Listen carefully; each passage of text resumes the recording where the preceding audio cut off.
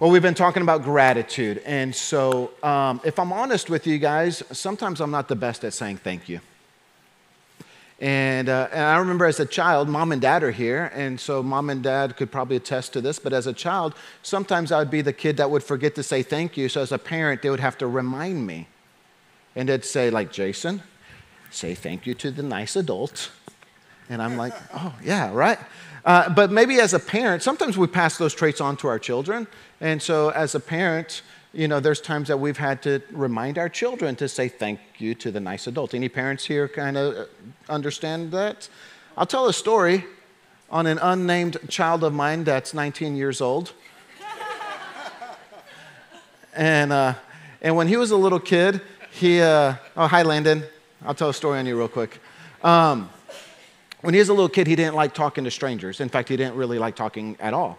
And he was just a quiet child growing up. And I remember one time we were walking through, and there was a person who held the door open for our family. And so I walked in, and I'm like, thank you. And then he was walking in. As a parent, sometimes you want to teach your children manners, right? And so we walked in, and Landon just walked in quietly behind me, and I just kind of said, hey, Landon, say thank you. So Landon turns around and looks at the person, and I'm thinking the word thank you is going to come out of his mouth, right? And so he's probably 3 at the time. And so he turns around and looks at the person and goes,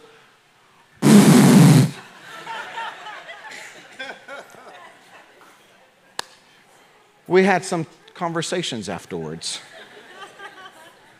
Thank you. Why is it that it's so hard to say thank you? Why is it that it's so hard to remember to say thank you to people? Is it perhaps that maybe we're just living lives just so fast that we're always just moving on to the next thing and the next thing and the next thing and the next thing? Maybe at work, maybe that's how you live at work, and maybe at work you're just trying to be a high achiever, and it's what's the next marketing plan we have to do? What's the next email blast we have to do? What's the next meeting I have to do? What's the next sales quota I have to do? When's my next sales meeting? And we're just going and going and going and going, trying to achieve, and we seldom stop to slow down and say thank you to the people that we work with that got us to where we're at? Is it that we're just so busy and we're so hurried? Maybe at home it's just we're running after errand and we're running around doing all of the things and paying all the bills that we're so busy that we're so blinded to the opportunities that we have to be grateful and to share our thank yous with those that we live with. Why is it that we're so forgetful to be appreciative or to say the word thank you to someone who's gone out of their way for us? Today I want to take a few moments to talk to you about how do we change our gratefulness into thankfulness. Last Sunday when we started our series on gratitude, we gave you a blank sheet of paper and we let you just kind of doodle on it during service while I was preaching and to write down things that you're grateful for. And so this is the collection from everything that was turned in last week. And throughout this week, I've been reading them. I've been pulling some out and I've been reading them. And there's people that are grateful for all kinds of things. I mean, there's a lot of people who are grateful for their dogs, which is kind of cool. You know what I noticed? Nobody was grateful for a cat. All right? There's maybe some truth there. But there's people that are so grateful. And did you notice the wording that we used at the end of last Sunday when we stood and in response to a heart that was overflowing with gratitude? I said, would you bring what you've been writing, the things you're grateful for, and lay them on the platform as, and these were the words we used, as our sacrifice of thanksgiving. Right? And so how do we turn gratitude into thanksgiving? And that's what I want to take a few moments and talk to you about today. Because if I'm honest, sometimes I'm the one who forgets to say thank you. Maybe you're like me and there's times you forget to say thank you. But could you imagine of all people to forget to say thank you to? Could you imagine forgetting to say thank you to Jesus? Now, the Bible records a story of a group of people who had an incredible encounter with Jesus and yet forgot to say thank you to Jesus. And I want to take you to that story, and so I invite you to open up your Bibles to Luke chapter 17. In Luke chapter 17, we read the story of a group of people who who forgot to say thank you to Jesus. And I believe as we kind of just go through the story, we're going to pull out a simple truth. And then at the end of our time together, I want to give you a couple application steps of what it would look like to be better at being a better thanksgiver, a better giver of thank yous. And so as our story begins to unfold, we discover Jesus' kindness. His mark of kindness is all over this story in Luke chapter 17. And we pick up reading this story in verse 11. And it says in verse 11, on the way to Jerusalem, he, speaking of Jesus, he was passing between Samaria and Galilee. We're going to break up our story. I want to make sure you understand all that's happening here. Jesus and his followers are on their way to Jerusalem for what will be Jesus' final Passover meal. This is the last time he's going to Jerusalem. This will be the weekend in which he's arrested and crucified. And on their way towards Jerusalem to celebrate the Passover, they have to travel through a region called Samaria. And along that little country road that would take them to Jerusalem, it's just peppered with little towns and little villages all along the little road that goes there, where travelers would stop and they would eat and they would rest or they'd get supplies. And so we don't know which little town Jesus stopped at in this story. So although we don't know which town he stopped at, what we do know is we do know who was waiting for him in the town. Because this text tells us in the very next verse that as he entered the village, he was met by 10 lepers who stood at a distance. He was met by 10 lepers who stood at a distance. Now, leprosy, you got to remember, is a skin disease that was considered to be a contagious skin disease, and one in which the skin would literally begin to decay, that chunks of flesh would fall off, limbs and fingers and ears and would begin to fall off. And if you were considered to have a skin disease or leprosy, you were considered to be an outcast. You're removed from your family, you're removed from your friends, you're removed from your home, you're removed from your job, and you're cast out of the community, and you lived as a little social outcast, and you were quarantined with other people who had similar skin diseases. You couldn't interact with people. If you had to venture into town, or if you're coming in contact with somebody, you had to warn them of your skin condition. And the way you warned people is you would have to yell and declare yourself to be an unclean person. So you could imagine in all of this commotion of people, you would hear the word as a leper would come walking in, and they would be saying, unclean! Unclean, and you can see little children scurrying off and people running away, parents like covering their face, not wanting to get what they might have. Unclean. No wonder Luke tells us that these 10 lepers stood at a distance because they were social outcasts. Unclean. Covered in disease. Lepers. And as they were there standing at a distance, they lifted up their voice, Luke tells us. They lifted up their voices saying, Jesus, Master, have mercy on us. This was their chance. This group of outcasts that were quarantined outside of the city had no doubt heard stories of travelers who had come up and down the road talking about a miracle worker named Jesus. No doubt they had heard stories. There's this guy named Jesus, and he spit in some dirt and he made some mud and he put it on blind eyes, and the guy was recovered his sight and he could see once again. No doubt they had heard stories of a lame man that was walking, a mute that was speaking. No doubt they had heard stories of Jesus taking some loaves of bread and fish and multiplying it to feed 1,000. And if Jesus could heal the blind eye, maybe he could heal leprosy. If Jesus could heal the mute, maybe he could heal leprosy. If Jesus could multiply a meal for thousands of people, maybe he could heal leprosy too. So this was their chance. And so they waited with anticipation at the entrance to the village, just waiting what seemed to be hours upon hours, waiting. Each group of travelers that was coming, is Jesus in that group? And now there's a group of travelers once again coming up the road, and they're waiting in anticipation. And all of a sudden they hear Jesus is in the crowd. Jesus is in the crowd. So they stand there and they yell out. They say, Jesus, have mercy on us. And their shouts got Jesus' attention. In verse 14 says, when Jesus saw them, he said to them, "Go and show yourselves to the priests." Now, when we read that, it doesn't make a lot of sense to us. Because if you have a skin disease, why go see a priest? Wouldn't you be better off going to see a doctor? And although they had doctors back then, it was the Old Testament law that it was the priest's responsibility to judge whether someone was clean or unclean, whether they were fit to rejoin society, to go back to their home, to start to work again. It was the priest's responsibility to give them a clean bill of health. And so Jesus says, "Go show yourself to the priests." And then something unbelievable takes place. Verse 14 says, "And as they went, they were cleansed." Can you just see that in your mind's imagination?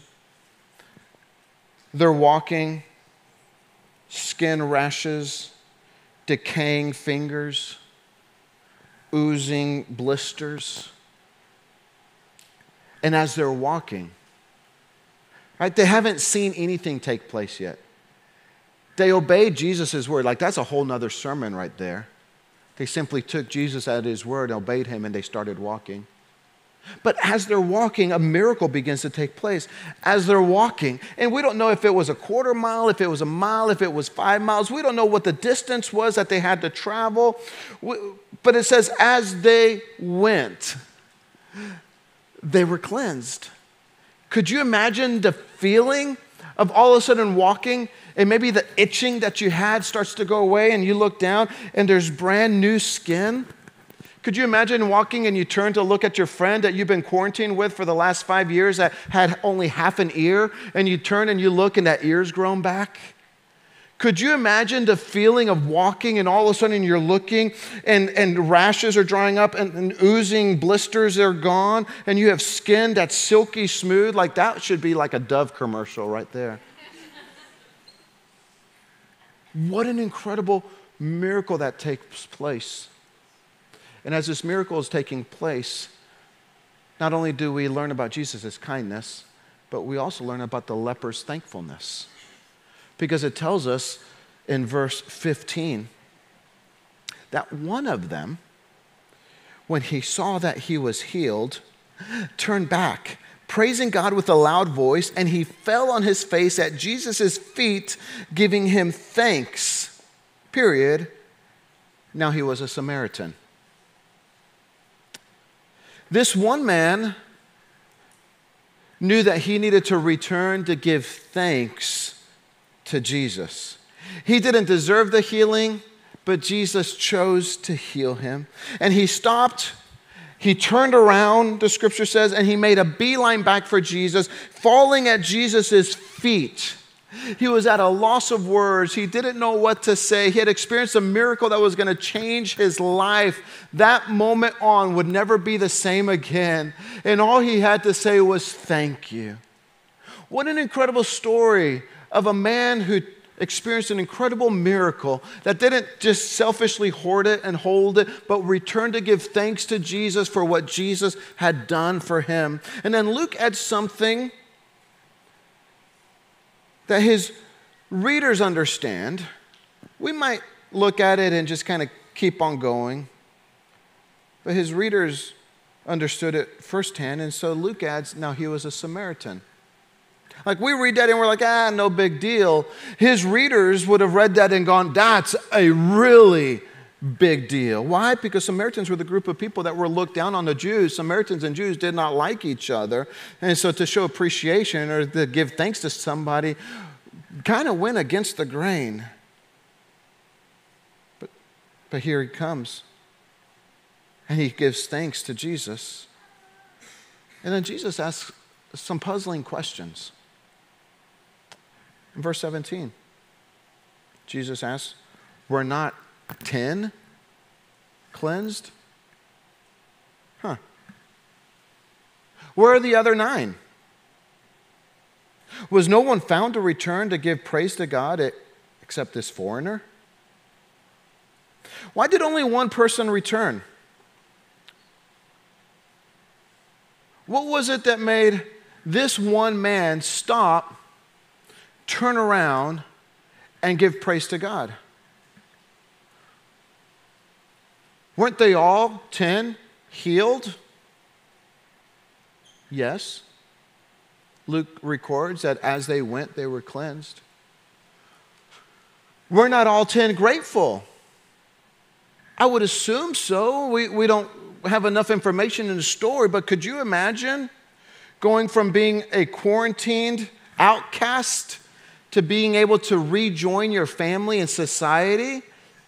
I would be grateful for that. From having a disease condemned to death to having a chance for life. No doubt that miracle would make its way into a story that they would tell to their children and to their grandchildren. No doubt that miracle would make its way into their family storyboard. Jesus had changed their life. But yet only one person returns to give thanks. You see, one person turned their gratefulness into thankfulness. Here's a thought I want you to write down in your notes. Being grateful is a feeling, but being thankful is an action. Being grateful is a feeling, but being thankful is an action. Thankfulness is doing something because of the feeling of gratefulness that we have. In fact, that's kind of what we did last week when we wrote down the things that we were grateful for, and then in action we stood up and we walked forward and we laid it down as a sacrifice of thanksgiving. Being grateful was the feelings that we wrote. Being thankful was doing something about it. Here, one man who had the feeling of gratefulness for the healing that God had done stopped, turned around, and came back to say thank you. Being grateful is a feeling. Being thankful is an action.